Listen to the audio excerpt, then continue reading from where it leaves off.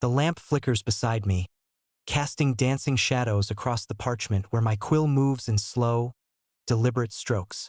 Outside, the great city of Baghdad breathes in the darkness, its circular walls embracing the night like arms folded in prayer.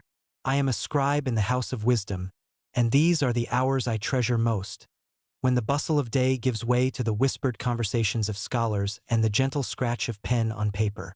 The air is thick with the scent of jasmine and frankincense, carried on the evening breeze that flows through the latticed windows of our library. They call this place Madinat as-Salam, the city of peace, but I know it better as the beating heart of the world, where knowledge flows like the Tigris and Euphrates that embrace our circular paradise.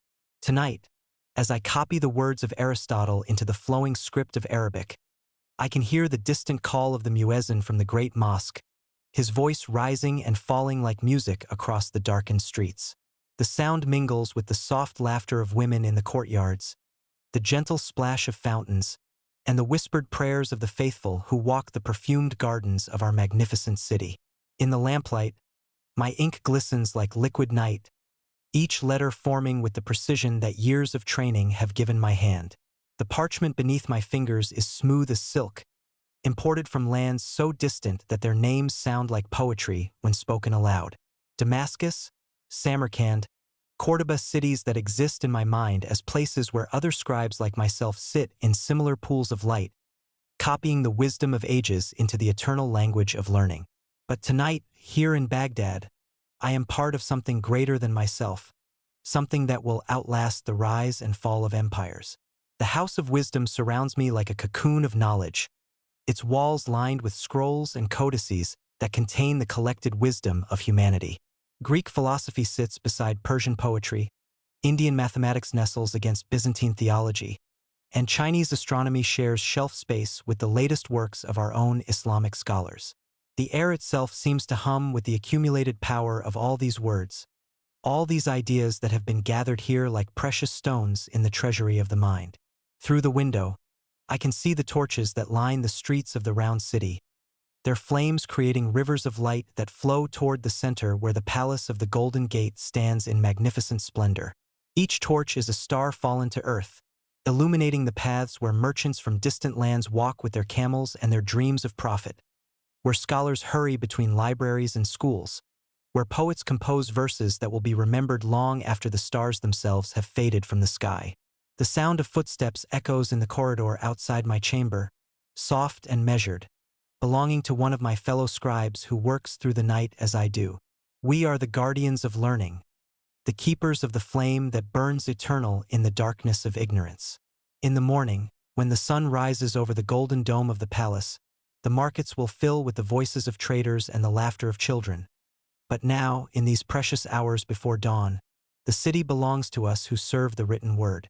My quill pauses as I hear the gentle chime of a bell from somewhere deep within the palace complex, marking another hour in the life of our great city. The sound is so soft, so perfectly calibrated, that it seems to emerge from the very walls themselves, as if the stones have learned to sing. This is the hour when the commander of the faithful, Harun al-Rashid, may himself be walking through the corridors of his palace, perhaps visiting the libraries where his own scholars work, perhaps composing poetry by the light of a lamp similar to mine. The thought fills me with a warmth that has nothing to do with the flame that burns beside me. To know that I serve a ruler who values learning above conquest, who treasures books more than gold, who has made our city a beacon of civilization in a world too often darkened by ignorance and war. This knowledge makes my labor feel sacred, transforms my humble copying into an act of devotion that rivals any prayer. The parchment before me contains the words of the great Aristotle, but as I write them in the flowing script of Arabic, they become something new, something that belongs to our time and our place. Each letter is a bridge between the wisdom of the ancients and the understanding of the present, each word a gift that we give to the future. In this quiet chamber, surrounded by the sleeping city, I am part of a great work that began before my birth and will continue long after my death. The scent of roses drifts through the window, mixed with the more exotic fragrances of cardamom and cinnamon from the spice markets that even now are being prepared for tomorrow's trade. Somewhere in the distance, A lute plays a melody so beautiful that it seems to make the very air shimmer with music. These are the sounds and smells of paradise. I think, the earthly paradise that our caliph has created here in the heart of Mesopotamia. My hand moves steadily across the page, forming the elegant curves and dots that make up the most beautiful of scripts. Arabic is a language made for poetry, for philosophy, for the expression of ideas that soar like birds above the mundane concerns of daily life. Each letter is a work of art, each word a small prayer, each sentence a step closer to the divine truth that all scholars seek. In the House of Wisdom, we do not simply copy texts. We participate in the eternal conversation between human minds across the centuries. The lamp beside me burns with a steady flame, fed by the purest oil that money can buy. The light it casts is warm and golden, like the light of learning itself, banishing the shadows of ignorance and illuminating the path to understanding. In this light, I can see the subtle variations in the parchment's texture, the way the ink flows into the fibers, the delicate beauty of each letter as it takes shape beneath my quill. This is meditation made visible, prayer transformed into script. A cat appears in the doorway, one of the many that roam the halls of the House of Wisdom, keeping watch over our precious books and scrolls. Its eyes catch the lamplight and gleam like emeralds in the darkness. It watches me for a moment, then pads silently across the floor to curl up beside my feet, its purring adding a gentle bass note to the symphony of night sounds that surrounds us. Even the animals, it seems, understand that this is a sacred place, a temple dedicated to the worship of knowledge. The words flow from my quill like water from a spring, each one carefully chosen, each one perfectly formed.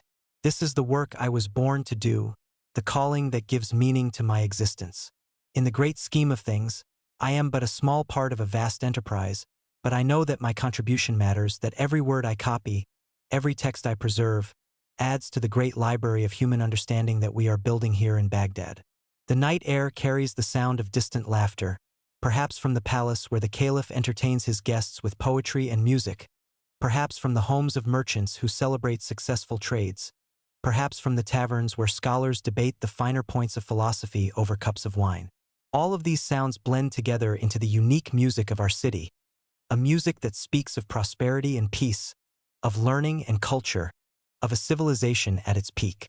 As I write, I think of the great translation movement that has brought us the wisdom of the Greeks, the Persians, the Indians, and the Chinese.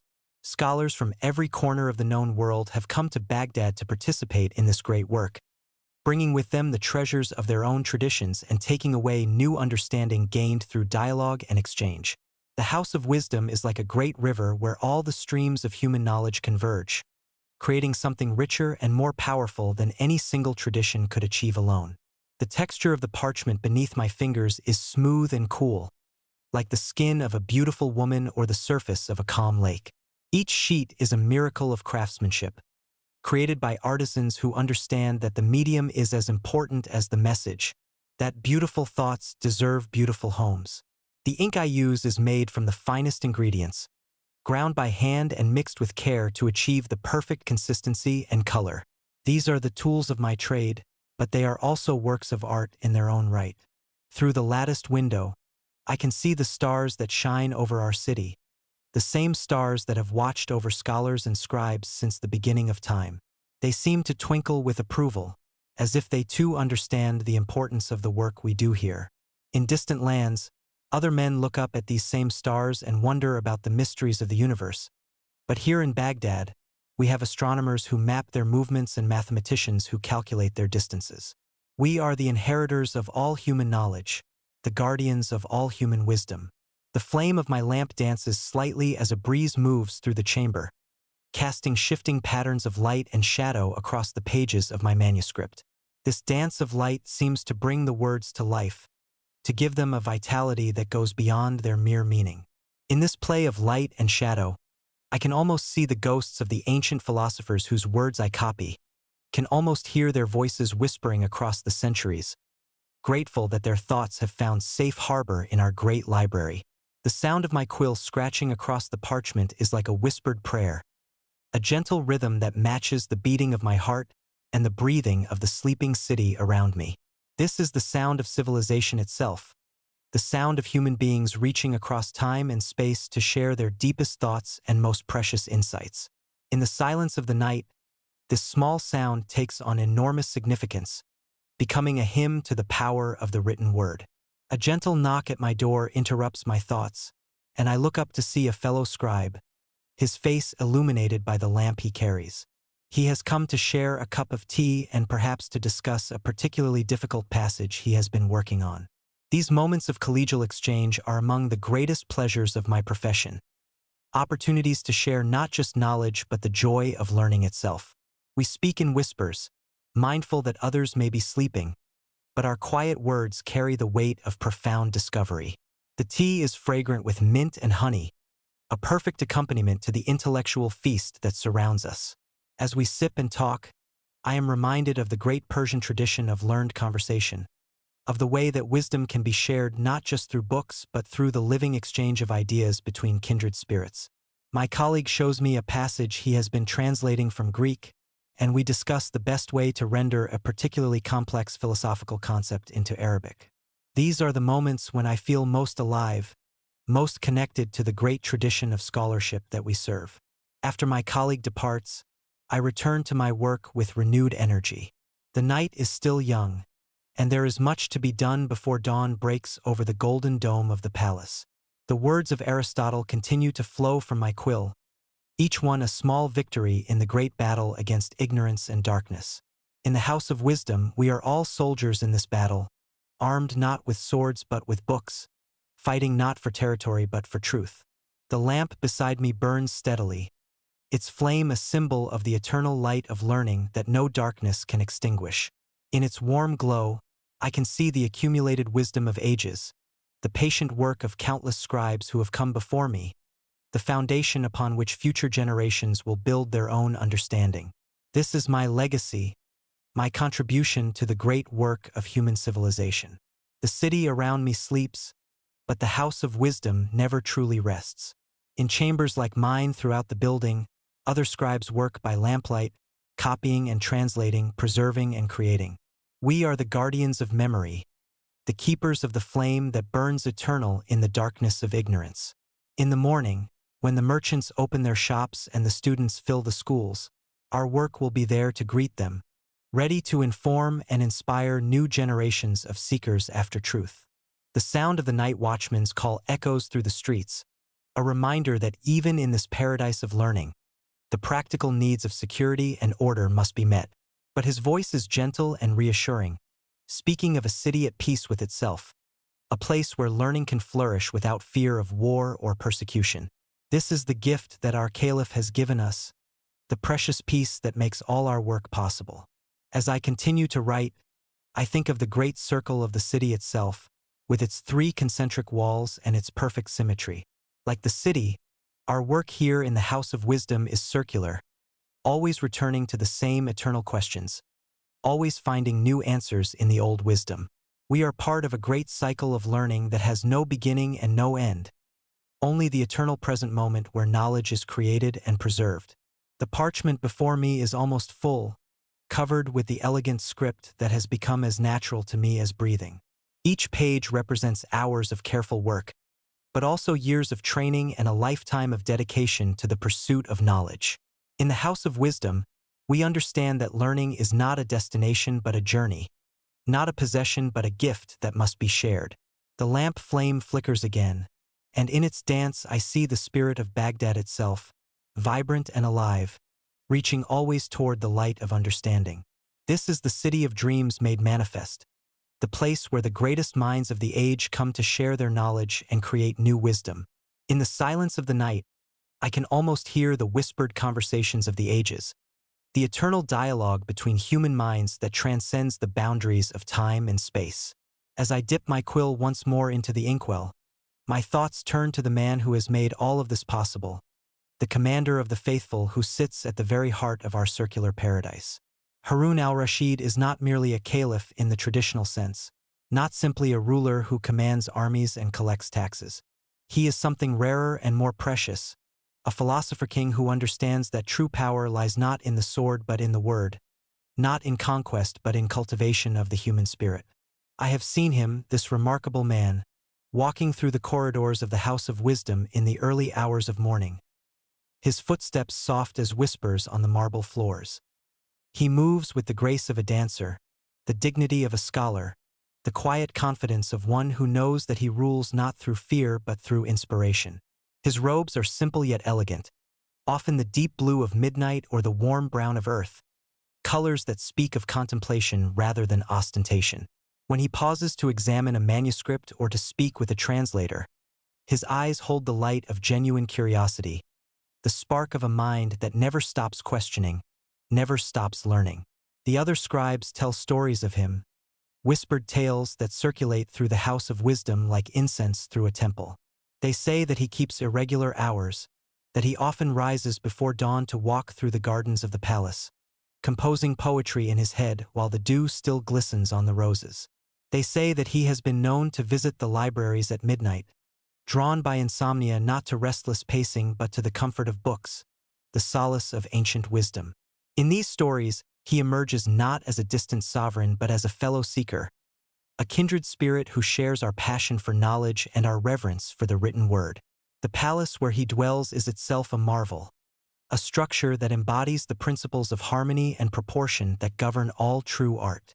Built in the center of our circular city, it rises like a jewel from the heart of a golden ring, its domes and minarets reaching toward heaven while its foundations rest firmly on the earth. The walls are decorated with intricate geometric patterns that speak of the mathematical principles underlying all creation, while the gardens are arranged according to the ancient Persian tradition, with water flowing in 4 directions to represent the 4 rivers of paradise. But it is not the physical splendor of the palace that makes it remarkable, but the intellectual atmosphere that pervades every chamber and corridor. Here, poets recite their verses to audiences of scholars and courtiers, while mathematicians demonstrate their latest discoveries to the caliph himself. Musicians from distant lands play instruments that create sounds like liquid light, while philosophers engage in debates that continue long into the night. The palace is not merely a seat of government but a university, a conservatory, a temple dedicated to the pursuit of beauty and truth. I have heard that Harun al-Rashid speaks multiple languages with the fluency of a native, that he can recite Persian poetry with the same ease that he quotes the Quran, that he engages visiting scholars in discussions of Greek philosophy as if he had studied at the feet of Aristotle himself. This linguistic prowess is not mere intellectual showing off but a practical tool of statecraft. For in our cosmopolitan empire, the ability to communicate directly with people from many different cultures is essential for maintaining unity and understanding. The caliph's daily routine, from what I have observed and heard, reflects his commitment to learning and reflection. He rises early, often before the first call to prayer, and begins his day with meditation and reading. The morning hours are reserved for administrative duties, but even these are conducted with the thoughtfulness of a scholar rather than the mere efficiency of a bureaucrat. He listens carefully to reports from his governors and generals, asking probing questions that reveal his deep understanding of the complexities of governance. The afternoon hours are often devoted to intellectual pursuits. He may spend time in the House of Wisdom, discussing translations with the scholars, or he may hold court in the palace, where visitors from distant lands come to share their knowledge and seek his patronage. These audiences are not formal ceremonies but genuine conversations, exchanges of ideas that benefit both the caliph and his guests. I have seen Indian mathematicians leave his presence with scrolls of parchment covered with his own handwriting, notes and questions that reveal the depth of his engagement with their work. The evening hours are perhaps the most remarkable of all, for it is then that the caliph often becomes a poet himself, composing verses that celebrate the beauty of creation and the mysteries of existence. His poetry is not the work of a dilettante but of a genuine artist, skilled in the complex meters and sophisticated imagery that characterize the best Arabic verse. The poems circulate through the court and beyond, copied by scribes like myself and memorized by lovers of literature throughout the empire. But perhaps what strikes me most about Harun al-Rashid is his profound humility, his recognition that he is but one link in the great chain of human knowledge that stretches back to the beginning of time and forward to the end of days. He does not claim to be the source of the wisdom that flows through his court, but rather its facilitator, its protector, its most devoted servant.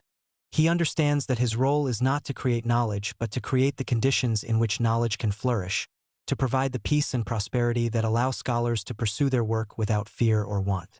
The correspondence that flows from his chancery reveals a ruler who sees himself as part of a larger community of learning that transcends political boundaries. His letters to the Byzantine emperor are filled with references to shared intellectual traditions, while his communications with the rulers of India and China speak of mutual respect for different approaches to understanding the world. He sends gifts not merely as diplomatic gestures but as expressions of genuine admiration for the achievements of other cultures. The gifts themselves are carefully chosen to reflect his values and priorities. To Charlemagne, the Frankish king, he sends not gold or jewels but books, manuscripts that contain the wisdom of the East translated into Latin for the benefit of Western scholars. Along with these intellectual treasures, he sends practical gifts as well, an elephant named a bullabas that becomes a symbol of the exotic wisdom of the East, a water clock that demonstrates the precision of Islamic craftsmanship, silks and spices that speak of the prosperity that learning can bring. The caliph's relationship with the scholars of the House of Wisdom is not that of a patron to his dependents but of a senior colleague to his juniors, a master to his fellow students. He does not simply fund their work but participates in it, offering insights and asking questions that push the boundaries of their understanding.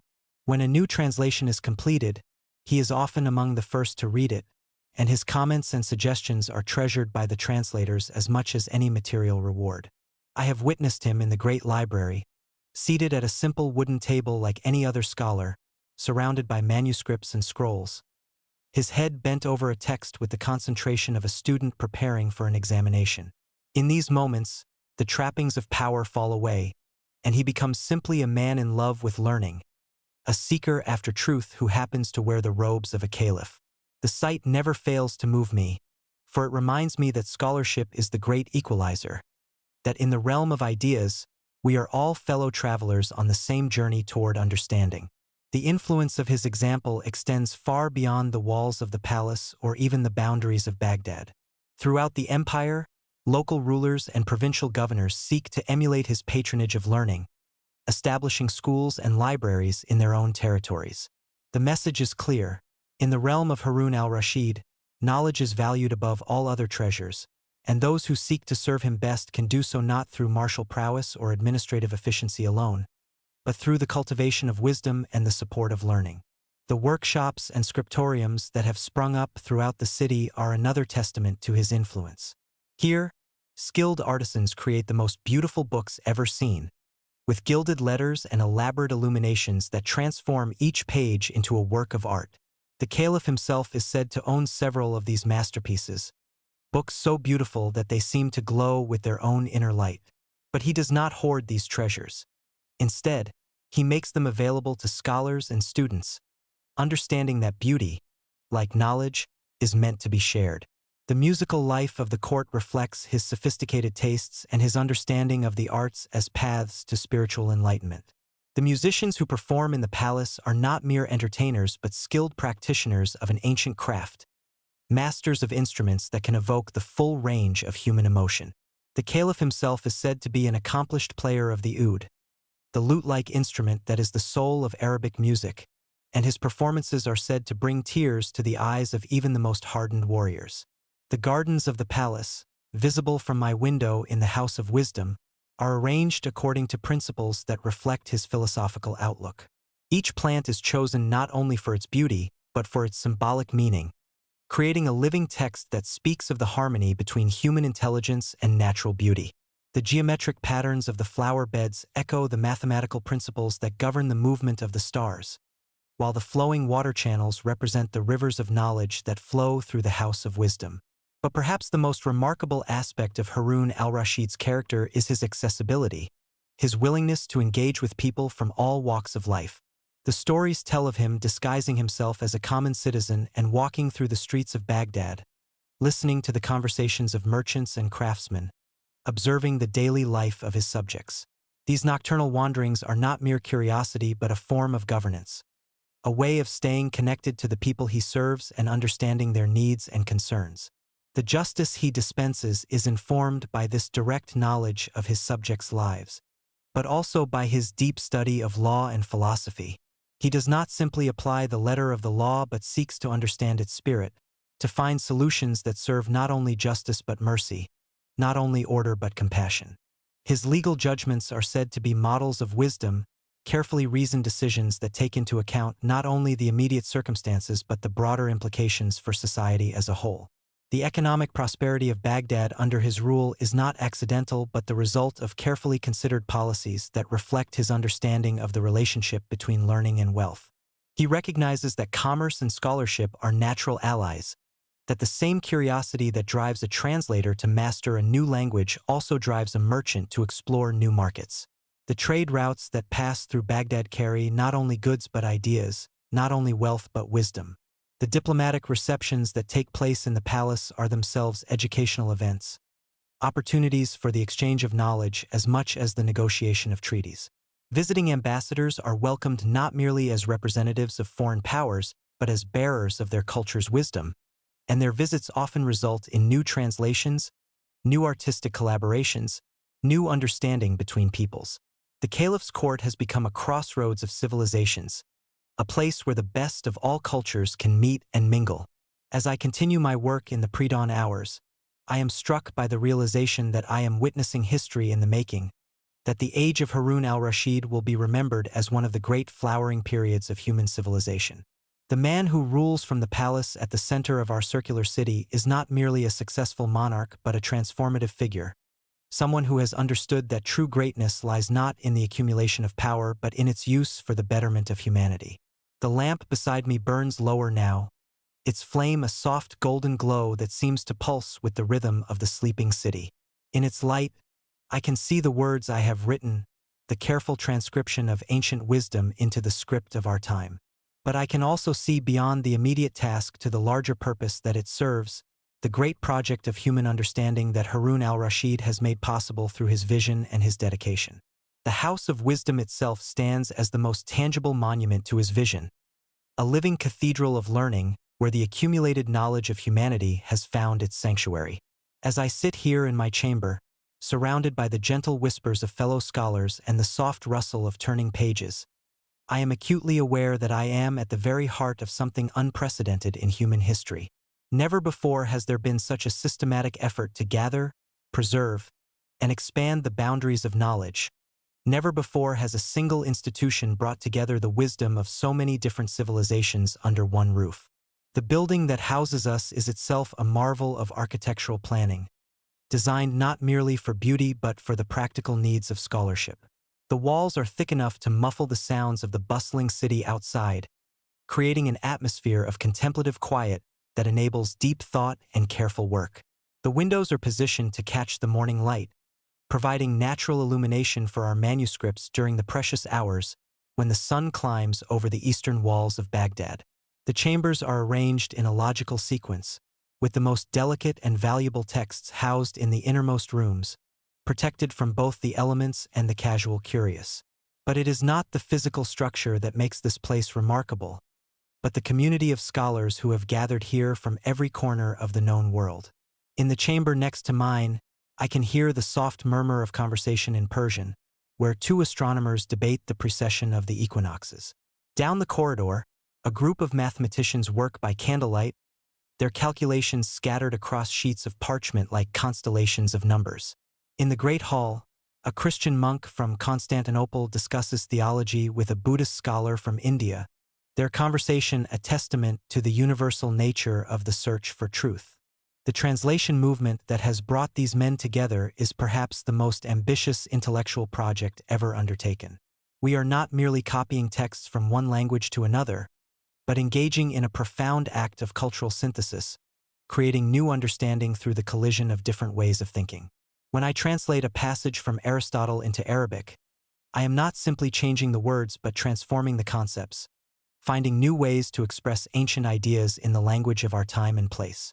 The process begins with the careful selection of texts, a task that requires both linguistic skill and philosophical judgment. The scholars who lead this effort are men of extraordinary learning, fluent in multiple languages and familiar with the intellectual traditions of many different cultures. They understand that not all texts are equally valuable, that some contain timeless wisdom while others are mere curiosities of their age. The decisions they make about what to translate and what to leave untranslated will shape the intellectual development of future generations. The actual work of translation is painstaking and demanding, requiring not just linguistic competence but deep understanding of the subject matter. A medical text cannot be translated by someone who knows only language but not anatomy. A philosophical treatise requires a translator who understands the subtle distinctions between different schools of thought. The best translators are often scholars in their own right, men who have mastered not only the languages involved but the disciplines they are translating. The collaborative nature of the work is one of its greatest strengths. Rarely does a single scholar work in isolation. Instead, teams of translators, copyists, and subject matter experts work together to ensure accuracy and clarity. I have seen groups of 5 or 6 scholars huddled around a single manuscript, debating the meaning of an obscure passage, consulting dictionaries and reference works, seeking the perfect word or phrase to capture the author's intention. These discussions can go on for hours, sometimes days, as the scholars pursue precision with the devotion of poets seeking the perfect rhyme. The tools of our trade are as important as our skills. The quills we use are carefully selected and prepared, each one chosen for its ability to hold ink and make clean, precise strokes. The ink itself is a marvel of chemistry, mixed from ingredients that come from the far corners of the earth, formulated to flow smoothly and dry quickly without fading. The parchment on which we write is prepared by skilled craftsmen who understand that the quality of the writing surface directly affects the quality of the finished work. The library that houses our growing collection is organized according to principles that reflect the Islamic understanding of knowledge as a unified whole. The texts are arranged not merely by subject matter but by the relationships between different fields of inquiry. Mathematics sits beside astronomy because the two sciences are intimately connected. Medical texts are placed near philosophical works because both deal with the nature of human existence. This arrangement encourages the cross-pollination of ideas, the kind of intellectual synthesis that leads to new discoveries and deeper understanding. The daily routine of the House of Wisdom follows rhythms that honor both the demands of scholarship and the obligations of faith. The day begins with the call to prayer, as scholars throughout the building pause in their work to face Mecca and acknowledge their dependence on divine guidance. The morning hours are devoted to the most demanding intellectual work, when minds are fresh and concentration is at its peak. The afternoon brings tutorials and discussions, opportunities for established scholars to share their knowledge with younger colleagues.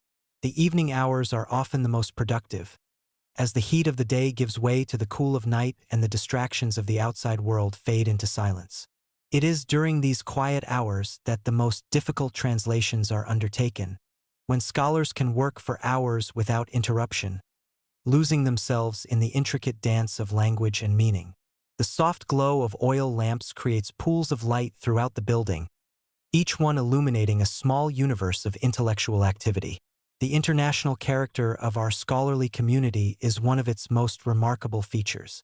At any given time, the House of Wisdom hosts scholars from dozens of different countries and cultures, each bringing their own perspectives and traditions to the common enterprise of learning. The Christians from Byzantium contribute their knowledge of Greek philosophy and theology. The Persians bring their mastery of medicine and astronomy. The Indians share their sophisticated understanding of mathematics and logic. This diversity of backgrounds creates a richness of perspective that would be impossible to achieve in a more homogeneous environment. When scholars from different traditions encounter the same text, they often see different meanings and possibilities, leading to discussions that illuminate aspects of the work that might otherwise remain hidden. The synthesis that emerges from these encounters is often more profound than any single tradition could achieve alone. The process of creating new knowledge through translation is subtle and complex. As we work to render ancient texts into Arabic, we inevitably bring our own cultural assumptions and intellectual frameworks to bear on the material. The result is not simply a copy of the original but a new work that reflects both the wisdom of the ancients and the understanding of our own time. In this way, translation becomes a form of commentary, a way of engaging with the great minds of the past while addressing the questions of the present. The Christian scholars who work among us are particularly valuable for their knowledge of Greek and Syriac, languages that provide access to centuries of Byzantine scholarship. Many of them are monks who have spent their lives in the study of theological texts, but their linguistic skills make them invaluable partners in the translation of secular works as well. Their presence here is a testament to the tolerant spirit of our caliph, who understands that wisdom knows no religious boundaries. The Persian scholars bring with them the accumulated knowledge of the Sassanid Empire, including extensive works on medicine, astronomy, and natural philosophy. Their tradition of scholarship is ancient and sophisticated, reaching back to the time of Zoroaster and beyond. The medical texts they contribute are particularly valuable, representing centuries of careful observation and clinical experience. Their astronomical observations have been refined over generations, creating a body of data that is essential for understanding the movements of the celestial bodies. The Indian scholars who have joined our community represent one of the most mathematically sophisticated civilizations in the world. Their understanding of numerical systems and algebraic concepts is far in advance of anything known in the West, and their contributions to our mathematical knowledge are invaluable. They have brought with them texts on arithmetic, geometry, and algebra that will revolutionize the way we think about numbers and their relationships. The Chinese visitors, though fewer in number, bring knowledge of technologies and scientific methods that are completely unknown in the West. Their understanding of magnetic phenomena, their sophisticated astronomical instruments, and their mastery of chemical processes all contribute to the growing body of knowledge housed in our library. The cultural exchange that results from their presence enriches not only our understanding of their civilization but our appreciation for the diversity of human achievement. The Jewish scholars who work among us are particularly skilled in the interpretation of texts, bringing to their work centuries of experience in Talmudic study and biblical exegesis. Their methods of textual analysis are sophisticated and precise, and their contributions to our understanding of ancient works are invaluable. They serve as bridges between different traditions, helping to facilitate communication and understanding between scholars from different backgrounds. The atmosphere of intellectual excitement that pervades the House of Wisdom is almost palpable. In every corner of the building, scholars are making discoveries, solving problems, and pushing the boundaries of human knowledge. The sound of animated discussion fills the corridors, as ideas are debated, refined, and developed. The very air seems to vibrate with the energy of minds at work, pursuing truth with the passion of lovers and the dedication of saints. The copying work that occupies much of our time is itself a form of meditation, a way of engaging with the great minds of the past through the careful reproduction of their words. Each letter must be formed with precision, each word must be checked for accuracy, each sentence must be understood before it can be faithfully rendered. The process is slow and demanding, but it is also deeply satisfying, providing a direct connection to the thoughts and insights of history's greatest thinkers. The illumination of manuscripts is an art form in itself, requiring skills that combine technical mastery with aesthetic sensitivity. The artists who work in the House of Wisdom are not merely decorators but scholars in their own right, men who understand the texts they are illuminating and can create visual representations that enhance and clarify the written word. Their work transforms our manuscripts into objects of beauty as well as repositories of knowledge. The proofreading and editing process is equally demanding, requiring multiple scholars to review each text for accuracy and clarity. Every translation must be checked against the original, every copy must be compared with its source, every new work must be reviewed by experts in the relevant field. This attention to detail ensures that the texts we produce will be worthy of the great tradition of scholarship they represent. The cataloging and organization of our growing collection is a monumental task in itself. As new texts arrive daily, either as original works or as translations, they must be properly indexed and shelved according to our system of classification. The librarians who oversee this work are skilled scholars who understand the relationships between different fields of knowledge and can ensure that related texts are placed where they can be easily found and consulted together. The discussions that take place in our common areas are often as valuable as the formal translations and copying work. When scholars from different traditions encounter each other casually in the corridors or during meals, they often discover unexpected connections between their respective fields of study. These chance encounters frequently lead to collaborative projects that neither scholar could have undertaken alone. The visiting scholars who come to study specific texts in our collection often stay for months or even years, becoming temporary members of our community. They bring with them questions and perspectives that challenge our assumptions and force us to think more deeply about familiar material. Their presence keeps our work fresh and dynamic, preventing the stagnation that can result from too much familiarity with the same texts and ideas. The financial support that makes all of this possible comes directly from the caliph's treasury, reflecting his understanding that investment in knowledge is the most profitable investment a ruler can make.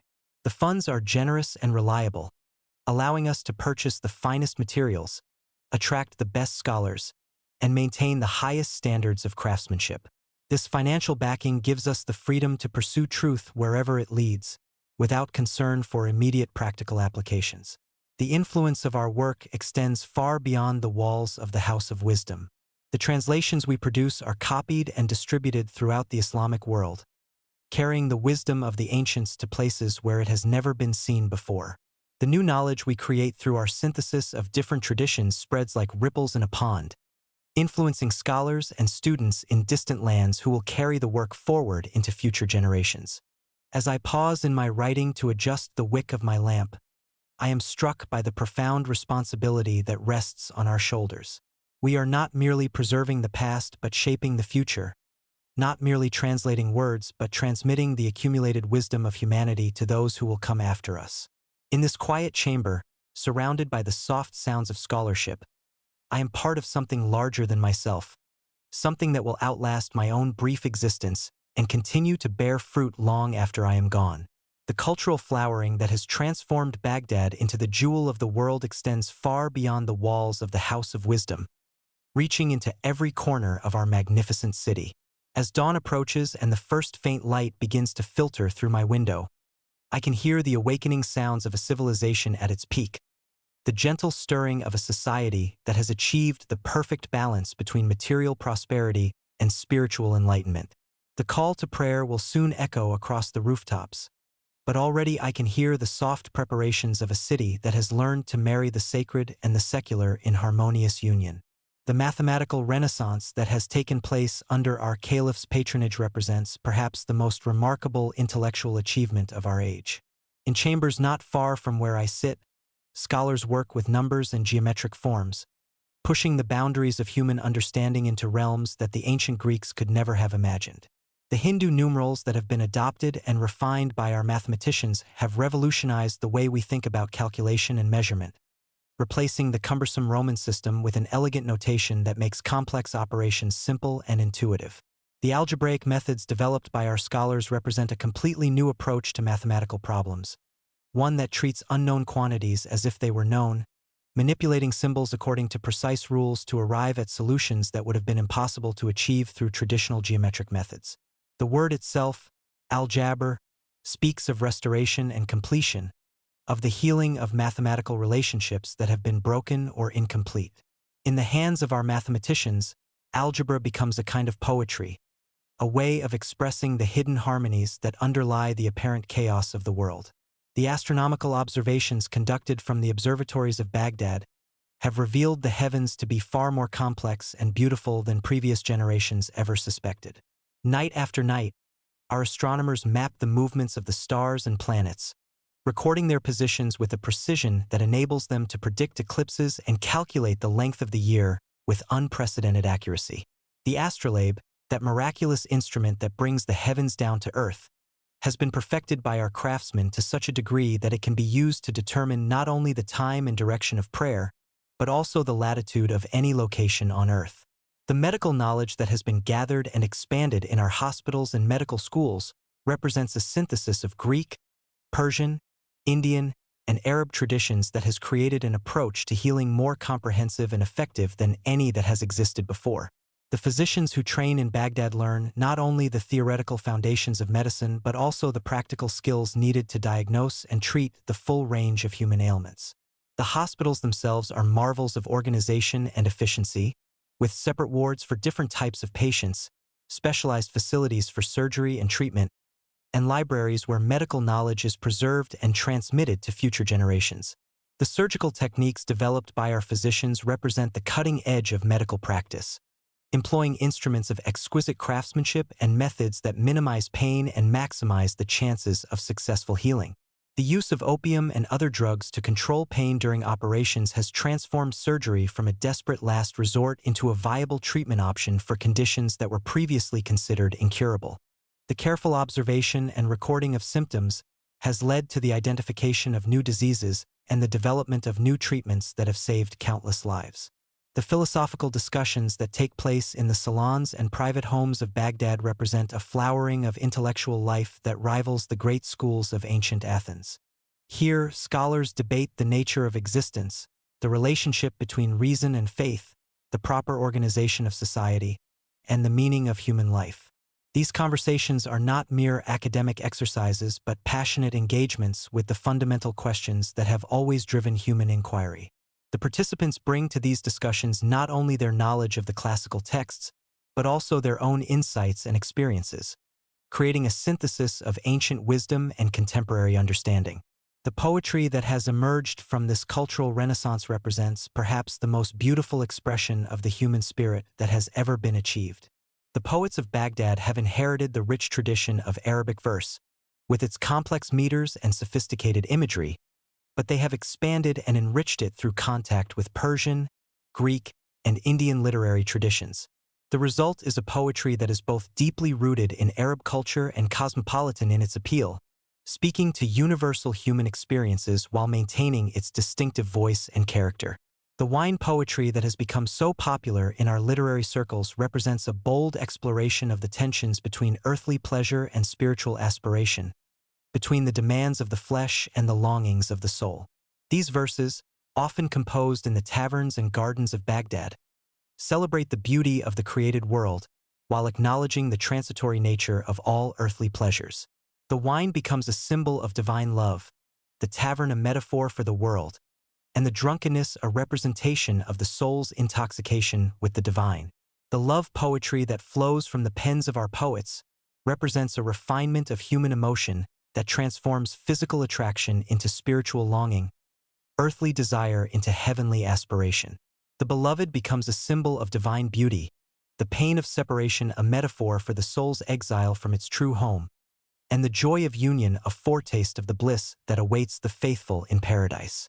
These poems are not merely literary exercises but profound meditations on the nature of love and its relationship to the divine. The musical traditions that have flourished under our caliph's patronage represent a synthesis of Arab, Persian, Byzantine, and Indian influences that has created forms of unprecedented beauty and complexity. The oud, that queen of instruments, has been perfected by our craftsmen to such a degree that it can express the full range of human emotion with subtle gradations of tone and rhythm. The singers who perform in the courts and private homes of Baghdad have developed techniques that allow them to convey not only the meaning of the words but also their emotional content, creating performances that move audiences to tears or transport them to states of mystical ecstasy. The musical modes that have been developed and codified by our theorists represent a systematic approach to the organization of sound that enables composers to create works of extraordinary sophistication and beauty. Each mode has its own character and emotional associations, its own rules of composition and performance, its own relationship to the cycles of the day and the seasons of the year. The understanding of these relationships has allowed our musicians to create compositions that resonate with the deepest rhythms of human experience. The architectural achievements that have transformed Baghdad into the most beautiful city in the world represent a perfect marriage of function and beauty, of practical necessity and aesthetic aspiration. The great mosque that stands at the heart of our city is not merely a place of worship but a masterpiece of geometric design, its proportions based on mathematical principles that reflect the underlying harmony of creation. The minarets that rise from its corners are not simply functional towers but sculptures that reach toward heaven, their elegant forms of prayer made manifest in stone and brick. The private homes and palaces that line the streets of Baghdad represent a new approach to domestic architecture, one that creates spaces for both public and private life, for both social interaction and solitary contemplation. The courtyards with their fountains and gardens provide cool refuge from the heat of the day, while the reception halls are designed to accommodate the elaborate ceremonies and entertainments that are such an important part of our social life. The decorative elements that adorn these buildings, from the intricate tilework to the carved wooden screens, represent a level of craftsmanship that transforms functional architecture into works of art. The gardens that surround our city represent a new understanding of the relationship between human beings and the natural world, one that sees nature not as something to be conquered, but as something to be collaborated with in the creation of beauty. The Persian tradition of garden design has been adapted to the climate and conditions of Mesopotamia, creating enclosed paradises where water, plants, and architectural elements combine to create environments of extraordinary beauty and tranquility. These gardens are not merely decorative but functional, providing fresh air and cool spaces for contemplation and conversation.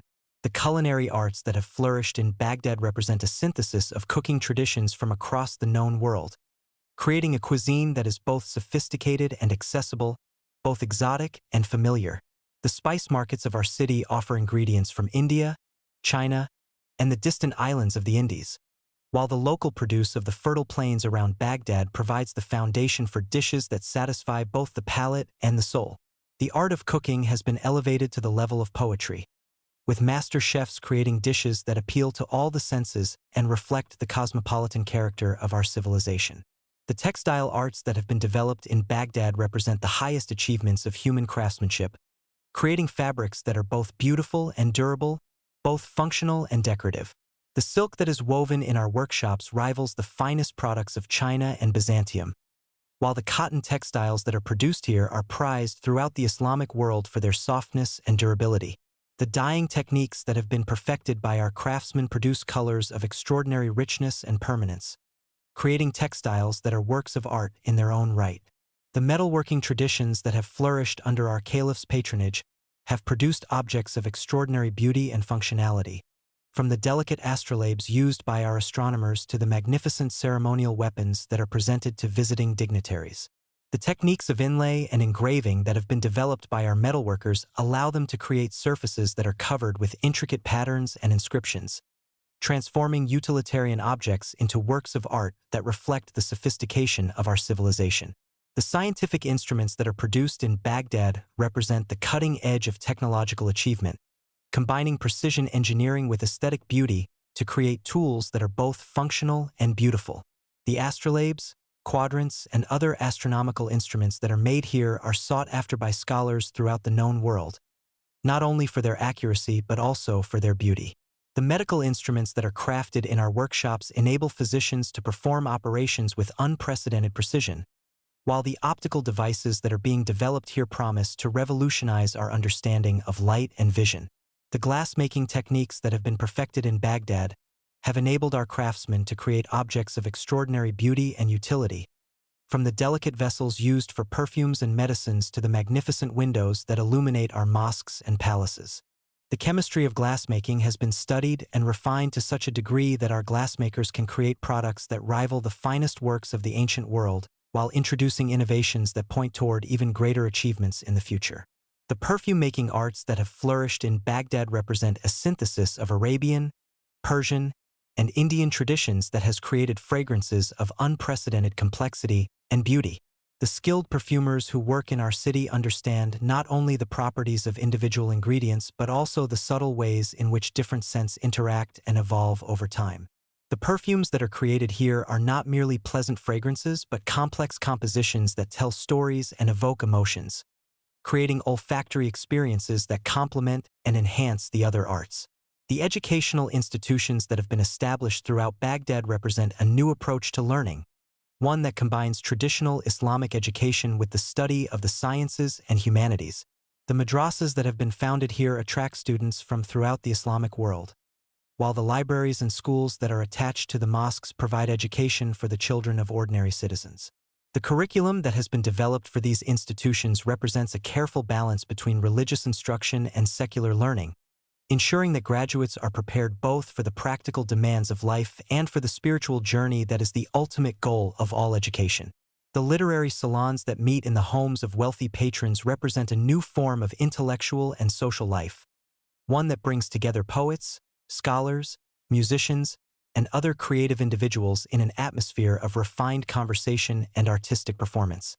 These gatherings are not merely social events but laboratories of cultural creativity, where new ideas are tested and refined, where collaborations are formed, and where the latest developments in the arts and sciences are discussed and debated. The influence of these salons extends far beyond their immediate participants, shaping the cultural life of the entire city and setting standards of taste and refinement that influence the broader society.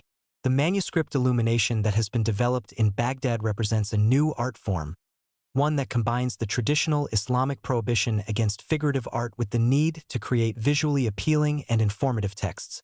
The illuminators who work in our scriptoriums have developed techniques of abstract decoration that transform the pages of our books into works of art, using geometric patterns, calligraphic flourishes, and gold leaf to create visual effects that enhance and complement the written word. The result is a form of book art that is both functionally effective and aesthetically beautiful, creating objects that are treasured not only for their content but also for their physical beauty. As the first light of dawn begins to touch the golden dome of the caliph's palace, I am filled with a sense of profound gratitude for the privilege of witnessing this golden age of human achievement. The cultural flowering that has transformed Baghdad into the center of the civilized world represents not merely the achievement of a single ruler or a single generation, but the culmination of centuries of human striving toward beauty, truth, and understanding. In this moment, as I sit surrounded by the fruits of this great endeavor, I am reminded that we are not merely observers of history, but participants in its creation. Not merely beneficiaries of past achievements, but contributors to the legacy that we will leave for future generations. The morning light that now streams through my window carries with it the sounds of a city awakening to another day of commerce and diplomacy, of cultural exchange and international discourse. From my vantage point in the House of Wisdom, I can see the roads that stretch away from our circular city in all directions, carrying merchants and ambassadors, scholars and pilgrims to the far corners of the known world. These roads are not merely paths for physical travel but channels of communication that connect Baghdad to every major center of civilization, making our city the beating heart of a vast network of cultural and commercial exchange. The diplomatic correspondence that flows daily from the chancery of our caliph reveals the extraordinary reach of his influence and the respect in which he is held by rulers throughout the world. The letters that arrive each morning, carried by dust-covered messengers who have traveled for weeks or months to reach our city, speak of a world that looks to Baghdad for leadership in matters of culture, learning, and statecraft. The responses that flow back, written in the elegant hand of our court scribes and sealed with the caliph's own seal, carry the wisdom and authority of a ruler who has elevated diplomacy to the level of an art form. The relationship between our caliph and the Byzantine emperor represents one of the most complex and fascinating diplomatic dialogues of our age. These two great powers, separated by vast distances and profound religious differences, have found in their shared commitment to learning and culture a basis for mutual respect and fruitful exchange. The letters that pass between Constantinople and Baghdad speak not only of political matters but of philosophical questions, of shared interests in preserving and expanding the legacy of classical civilization. The gifts that travel along these diplomatic routes are carefully chosen symbols of cultural achievement and mutual respect. When our caliph sends a manuscript of Aristotle translated into Arabic to the Byzantine court, he is not merely sharing knowledge but demonstrating the sophistication of Islamic scholarship and the continuity of intellectual tradition between the two civilizations. When the emperor responds with rare Greek texts or examples of Byzantine craftsmanship, he acknowledges the legitimacy of Islamic claims to the heritage of classical learning. The correspondence with Charlemagne, that distant ruler of the Franks, represents perhaps the most remarkable diplomatic achievement of our age. The physical distance between Baghdad and Aachen is matched by the cultural gulf that separates the Islamic East from the Christian West. Yet the letters that pass between these two rulers reveal a mutual recognition of shared values and common purposes. Both men understand that true greatness lies not in military conquest alone, but in the patronage of learning and the cultivation of civilization. The elephant Abolabas, that magnificent gift from our caliph to the Frankish king, has become a symbol of the wonder and exotic richness of the East.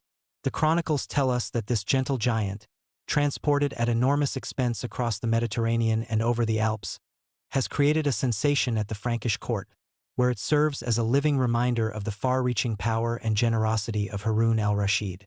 But the elephant is more than a curiosity. It is a diplomatic message, a demonstration of the caliph's ability to move resources across vast distances and his willingness to share the marvels of his realm with worthy partners. The water clock that accompanies this gift represents an even more profound statement about the nature of Islamic civilization.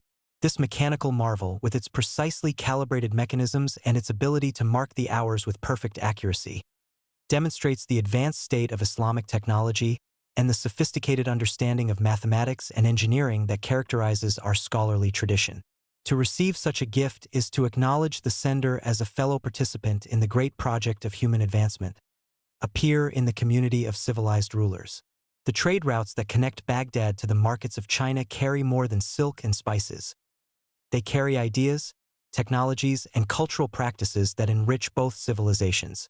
The Chinese merchants who arrive in our city bring with them not only the exotic products of their homeland, but also knowledge of techniques and concepts that are unknown in the West. The papermaking technology that has been adapted from Chinese methods has revolutionized the production of books and documents, making it possible to create manuscripts more quickly and cheaply than ever before. The astronomical observations that arrive from Chinese scholars are compared with our own calculations, leading to improvements in both traditions and a deeper understanding of celestial mechanics. The magnetic compass, that marvelous invention that allows navigators to find their way across trackless oceans, has been studied and refined by our own craftsmen, who have developed new applications for this revolutionary technology. The exchange of mathematical techniques has led to advances in both algebraic and geometric methods, creating a synthesis that is richer than either tradition alone. The diplomatic missions that travel to the courts of India carry letters written in Arabic, Persian, and Sanskrit, demonstrating the multilingual capabilities of our diplomatic corps and the cosmopolitan nature of our civilization. The Indian rulers who receive these missions are themselves patrons of learning, and the exchanges that result often focus as much on intellectual matters as on political concerns. The mathematical texts that arrive from India are studied with the same care that we devote to Greek philosophy, while the Indian scholars who visit Baghdad contribute their own insights to our understanding of astronomy, medicine, and natural philosophy. The monsoon winds that bring these diplomatic missions also carry the spices and precious stones that have made our merchants wealthy, but they also bring ideas and knowledge that are far more valuable than any material cargo. The Indian understanding of zero as a number rather than merely an absence has transformed our mathematical thinking, while their sophisticated astronomical observations have improved our own calculations of planetary movements. The medical knowledge that flows from Indian practitioners to our own physicians has led to new treatments and a deeper understanding of the human body. The African kingdoms that lie to the south of our empire send their own ambassadors to Baghdad, men who speak of vast cities and sophisticated civilizations that exist beyond the reach of most maps. The gold and ivory that these missions bring as gifts are welcomed, but the knowledge they carry of different approaches to governance, different solutions to the problems of organizing complex societies, is equally valuable. The exchange of ideas about law, administration, and social organization that results from these contacts enriches our understanding of the possibilities of human society. The diplomatic protocols that govern these international exchanges have been refined to an art form, with elaborate ceremonies and carefully orchestrated receptions that demonstrate respect for foreign dignitaries while maintaining the dignity of our own court. The translator diplomats who facilitate these exchanges are skilled not only in languages, but in the subtle arts of cultural interpretation, able to navigate the complex currents of international relations while preserving the essential meanings of the messages they convey. The intelligence network that supports these diplomatic activities provides our caliph with detailed information about conditions throughout the known world, enabling him to make informed decisions about policy and to anticipate developments that might affect our interests. The reports that arrive from our agents in distant lands speak not only of political developments but of cultural and technological advances, of new discoveries and changing circumstances that might create opportunities for beneficial exchange. The merchant networks that complement our diplomatic activities create unofficial channels of communication that often prove as valuable as formal diplomatic correspondence. The traders who travel between Baghdad and distant markets carry not only goods but news, ideas, and personal messages that help to maintain the human connections that underlie all successful diplomacy. Their reports provide our government with detailed information about economic conditions, social developments, and cultural changes that might not be reflected in official diplomatic communications. The linguistic diversity of our diplomatic corps reflects the cosmopolitan nature of our empire and the wide range of our international contacts. The interpreters who work in our chancery are skilled in dozens of languages and dialects, able to communicate with visitors from every corner of the known world. Their knowledge extends beyond mere vocabulary to include understanding of cultural nuances, religious practices, and social customs that are essential for successful diplomatic exchange. The cultural exchanges that result from these diplomatic contacts enrich not only our own civilization but those of our partners as well. The Persian carpets that are sent as gifts to foreign courts carry with them the aesthetic sensibilities of our craftsmen, while the Chinese silk that adorns our palaces brings the artistic traditions of the Far East into our daily lives. The Greek manuscripts that arrive from Byzantium are studied by our scholars, while the Arabic translations of classical texts that we send in return influence the intellectual development of Christian Europe.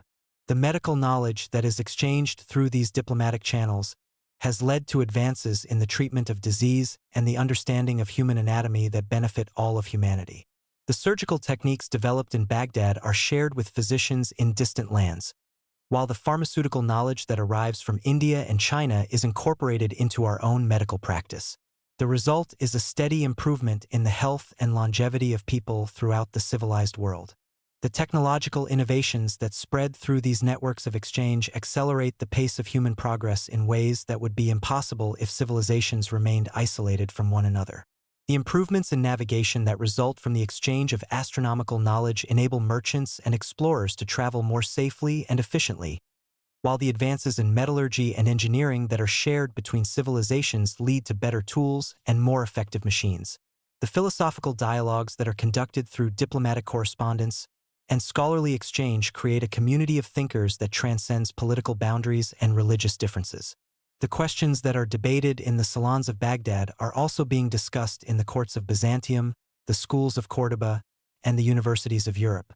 The result is a conversation that encompasses the entire civilized world, a dialogue that enriches all participants and advances human understanding.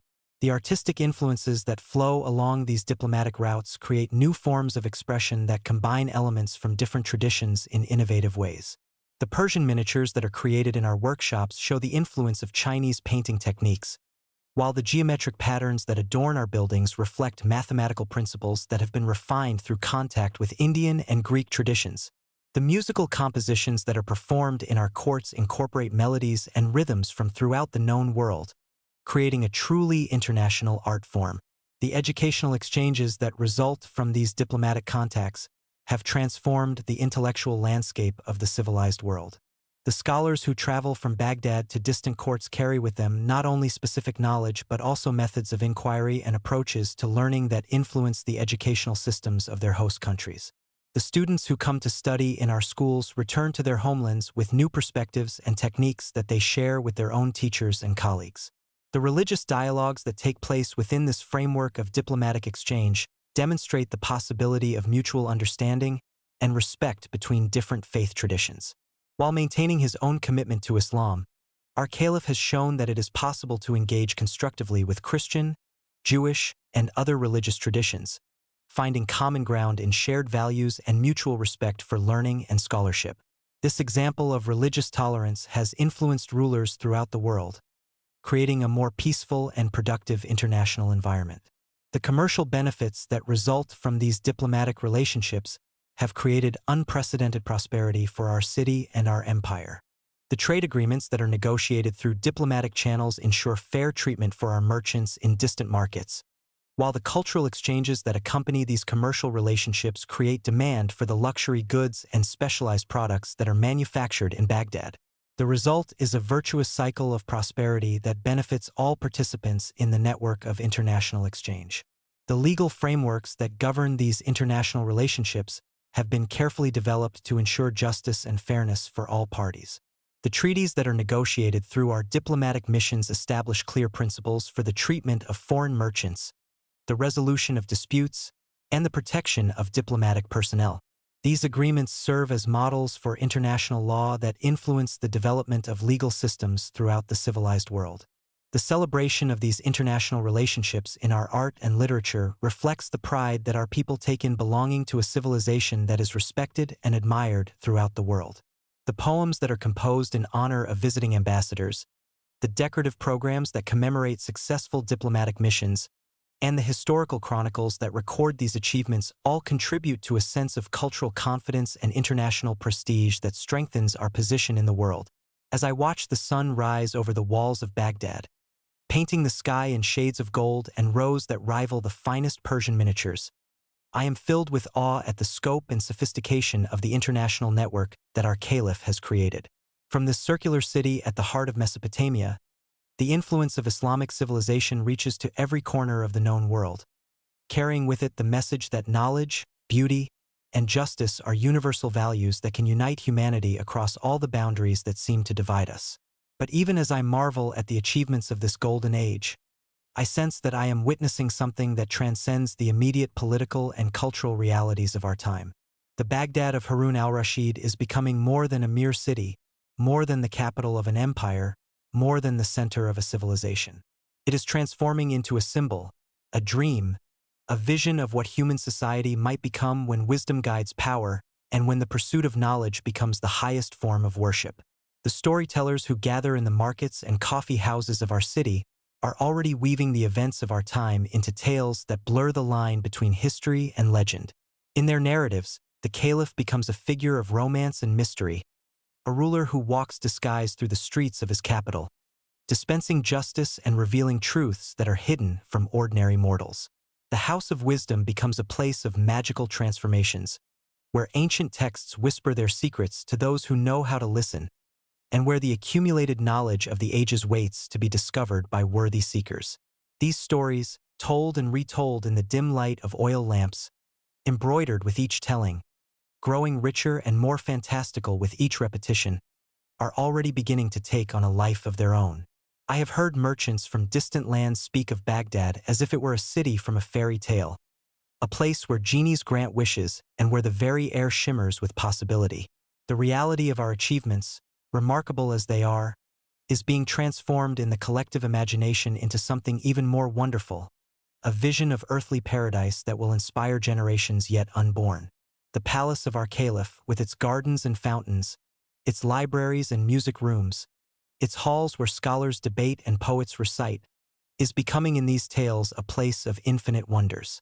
The stories speak of chambers filled with treasures beyond counting, of mechanical marvels that perform their tasks without human intervention, of secret passages that lead to hidden rooms where the mysteries of the universe are revealed to those brave enough to seek them. The historical Harun al-Rashid, wise and learned though he is being replaced in popular imagination by a figure of legend, a caliph who possesses not only earthly power but supernatural wisdom. The Knights of Baghdad, when the city settles into that magical quietude that I know so well from my work in the House of Wisdom, are becoming the setting for tales of adventure and romance that will outlast the political achievements of our age.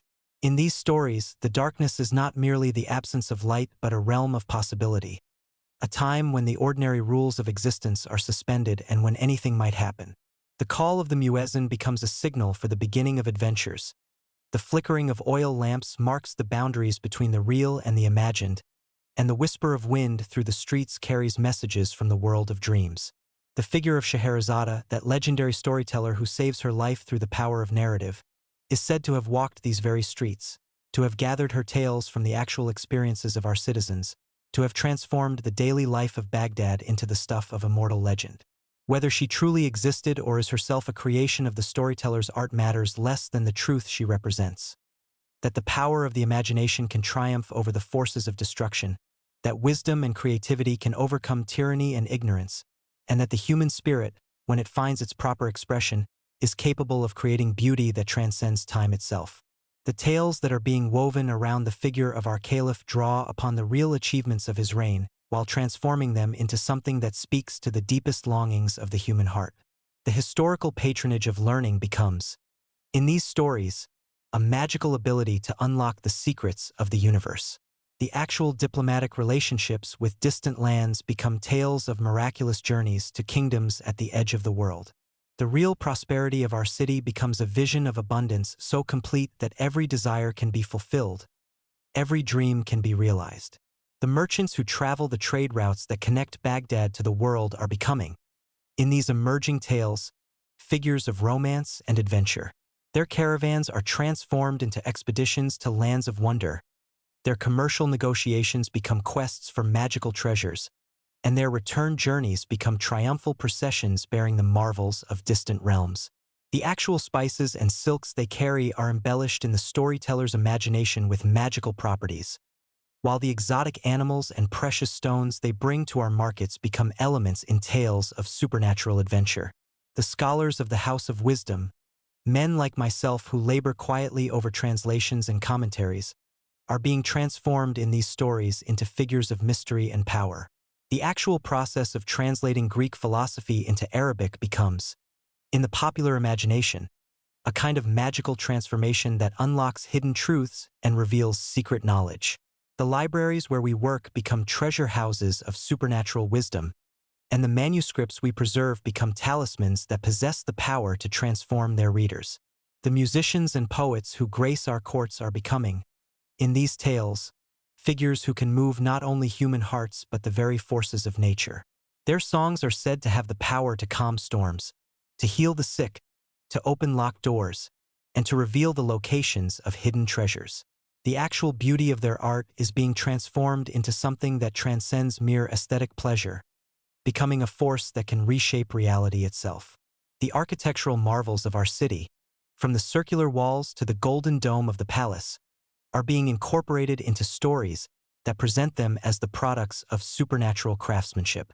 The actual engineering skills that created these wonders are being replaced, in the popular imagination, with tales of jinn and magical beings who labored to create a city worthy of the greatest ruler on earth. The geometric patterns that adorn our buildings are becoming, in these stories, mystical symbols that possess the power to transport viewers to other realms of existence. The gardens that surround our palaces and homes, with their carefully planned arrangements of water, plants, and architectural elements, are being transformed in these tales into earthly paradises where the normal laws of nature are suspended. The actual horticultural techniques that make these gardens possible are being replaced with stories of magical springs, of trees that bear fruit in all seasons, of flowers that sing and birds that speak in human voices. The real beauty of these spaces is being enhanced by the storyteller's imagination into something that exceeds even the gardens of paradise. The international relationships that our caliph has cultivated with rulers throughout the world are becoming, in these emerging tales, the stuff of epic romance. The actual diplomatic correspondence becomes a series of magical communications that transcend the barriers of language and distance. The gifts that are exchanged between courts become magical talismans that possess the power to ensure friendship and prosperity. The ambassadors who travel these routes become heroes of adventure stories, their journeys taking them through realms of wonder and danger. The prosperity that has made Baghdad the wealthiest city in the world is being transformed in these stories into a vision of abundance so complete that it seems to exceed the bounds of earthly possibility. The actual success of our merchants and craftsmen becomes, in the popular imagination, the result of supernatural favor, while the beauty of the goods they produce is enhanced by magical properties that make them more precious than mere material objects could ever be. The tolerance and intellectual openness that characterizes our civilization is being transformed in these tales into a magical ability to understand and communicate with all beings, human and supernatural. The actual multicultural character of our society becomes, in the stories, a vision of universal harmony where all differences are resolved through wisdom and understanding. The real achievements of our scholars in translating and preserving knowledge become, in the popular imagination, a magical ability to unlock the secrets of the universe. The justice that our caliph dispenses, informed by his deep learning and his genuine concern for his subjects, is being transformed in these stories into a supernatural ability to see into the hearts of men and to know the truth regardless of appearances. The actual legal procedures that govern our society become, in the tales, magical processes that ensure that right always triumphs over wrong, that the innocent are always protected, and that the guilty are always punished in ways that fit their crimes. The religious life of our city, with its balance of orthodox Islamic practice and tolerant acceptance of other traditions, is being transformed in these stories into a vision of spiritual perfection where the boundaries between the earthly and the divine become permeable. The actual mosques and madrasas become, in the popular imagination, places where miracles occur regularly, where prayers are answered instantly, and where the faithful can receive direct guidance from the divine. The medical knowledge that has been accumulated in our hospitals and schools is being transformed in these tales into magical healing powers that can cure any disease and even restore the dead to life. The actual surgical techniques and pharmaceutical knowledge of our physicians become, in the stories, supernatural abilities that transcend the normal limitations of medical practice. The real advances in understanding human anatomy and physiology become magical insights that reveal the secrets of life itself. The astronomical observations that have been conducted in our observatories are being transformed in these stories into magical abilities to control the movements of the stars and planets. The actual mathematical calculations that enable us to predict eclipses and track celestial movements become, in the popular imagination, supernatural powers that can influence the course of destiny itself. The real instruments that our craftsmen create become magical devices that can reveal the future and unlock the mysteries of the cosmos. As I sit here in the growing light of dawn, my lamp now unnecessary as the sun illuminates the pages of my manuscript, I realize that I am witnessing the birth of a legend that will outlast the historical reality that gave it birth. The Baghdad of Harun al-Rashid is becoming the Baghdad of the Arabian Nights, a city that exists as much in the realm of imagination as in the world of fact. The actual achievements of our civilization, remarkable as they are being transformed into something even more precious. A vision of human possibility that will inspire and guide future generations long after our political power has faded and our buildings have crumbled to dust. The stories that are being told in our markets and coffee houses, the tales that are being carried by merchants and pilgrims to distant lands, the narratives that are being woven around the figure of our caliph and the wonders of our city, are becoming the true legacy of this golden age. They speak of a time when wisdom and power were united, when knowledge was valued above gold, when justice and mercy walked hand in hand, and when the human spirit soared to heights that seemed to touch the very stars. In these tales, the night becomes not merely the absence of day but a realm of infinite possibility, a time when the ordinary rules of existence are suspended and when the deepest truths of the human heart are revealed. The darkness that I have known so well in my long hours of scholarly labor becomes, in these stories, a canvas upon which the most beautiful dreams of humanity are painted. The silence that has been my companion in the house of wisdom becomes, in the popular imagination, a pregnant quietude that holds within it all the stories that have ever been told and all the stories that are yet to be born. The lamp that has illuminated my work throughout this long night, that faithful companion that has burned steadily as I have traced the rise and flowering of our golden age, becomes in these emerging tales a symbol of the light of knowledge that can never be extinguished, the flame of human curiosity and creativity that burns eternal in the darkness of ignorance and despair. The books that surround me, the manuscripts that contain the accumulated wisdom of the ages, become in the storyteller's imagination magical texts that possess the power to transform their readers and to reveal the deepest secrets of existence. As the call to prayer echoes across the awakening city, as the first merchants begin to open their shops and the first students hurry toward their schools, as the great wheel of daily life begins another revolution, I am filled with the certainty that this moment, this golden age of human achievement, will live forever in the realm of story and imagination. The historical Harun al-Rashid may pass away, his empire may crumble, his palaces may fall to ruin, but the Harun al-Rashid of legend will rule eternally in the kingdom of the human heart, and the Baghdad of the Arabian Nights will forever remain the city of dreams, the place where all things are possible and where the deepest longings of the human spirit find their perfect expression. In the stories that are even now being born in the imagination of our people, Baghdad becomes not merely a city but a state of mind, not merely a place but a possibility, not merely a historical reality but an eternal dream. It is the city where wisdom walks the streets in human form, where justice is dispensed with perfect fairness, where beauty is created with effortless grace, and where the night itself becomes a storyteller, weaving tales of wonder that will echo through the corridors of time until the end of days. The quill falls still in my hand as the sun climbs higher, and the sounds of the waking city grow louder around me. But in my heart, the night continues, eternal and filled with stories, and in my mind, the voice of Baghdad whispers on, telling tales of a golden age when the world was young and all things were possible, when knowledge was the highest treasure and wisdom the greatest power, and when the human spirit, freed from the constraints of the mundane world, soared on wings of imagination toward the infinite stars.